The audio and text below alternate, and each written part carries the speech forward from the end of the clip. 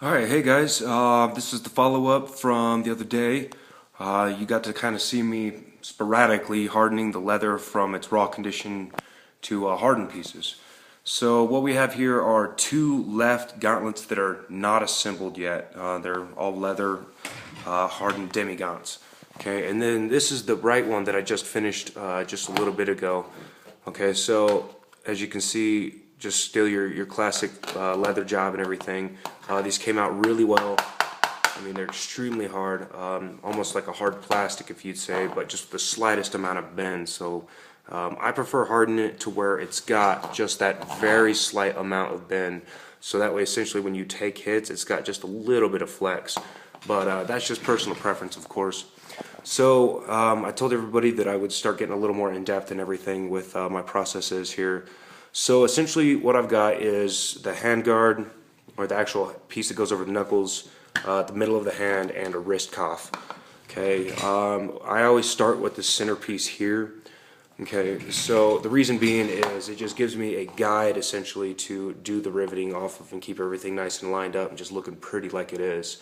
So what I'll do is I'll just punch my 4 holes and then line them up and everything, and then from there basically what I'll do is I will take the wrist cuff and just kind of line it up, okay, and then just kind of make appropriate markings or whatever on the actual wrist cuff itself. Now how I do that is I will take bits of leather, okay, and then my rivets essentially, okay, and I'll feed the rivet through the leather. Sorry guys. Okay, and then I'll feed the leather and the rivet through the center portion of the handguard. Sorry guys. Okay, and then what I'll do is essentially, so I know that this piece overlaps on this piece, you know, just a little bit, everything, and then I'll take it to where basically the back side of the rivet, okay, comes up against almost where it would be as if it was already riveted in. So you can kind of see like how it pinches and everything. And then I'll make my perspective markings so that way I know it's real accurate. And what it does for me is essentially it gives me these little creases in here, but I still get the flexibility and the bend that I want. So I'll just kind of go one piece at a time. I'm using my classic copper rivets and everything, just nothing hardcore, nothing crazy, just a little hammer and steel is really all that is. I've noticed when building gauntlets specifically, getting into some of these tighter spots when you're like completing the riveting jobs and everything can kind of be difficult.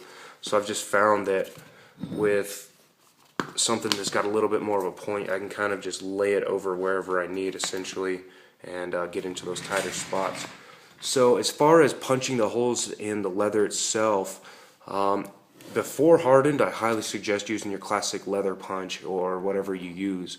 After, I found that it is, of course, way tougher all of a sudden. So I just get a classic drill, electric drill, and I just get the proper bit that basically matches the rivet size, and it gives me a nice tight fit and everything. So that's always good. As far as material wise, of course you're going to need your big tough hide. Again, I use Tandy's armoring hide, specifically tanned and cut and everything for what we're doing. Otherwise, a softer, more malleable piece of leather, I don't treat it, I don't do anything to it.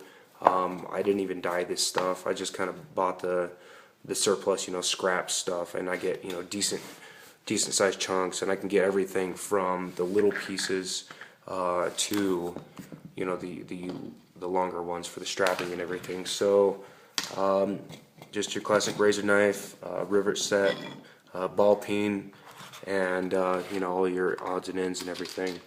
Okay, so as far as riveting goes, I've noticed just over the years now to get these really pretty looking rivets. Let me see if I can get the camera to clear up. So to get these really pretty looking rivets and not blemish your leather and like tear it up too bad and everything, definitely use the rounded portion of your ball peen. I've seen people trying to use the flatter side, and it bends them a lot. And then also when you're clipping the rivets down to size and everything, get it almost as close as possible. Like I try to leave, let's see here. I try to leave as little as possible after, you know, I get it through whatever perspective pieces of leather I need.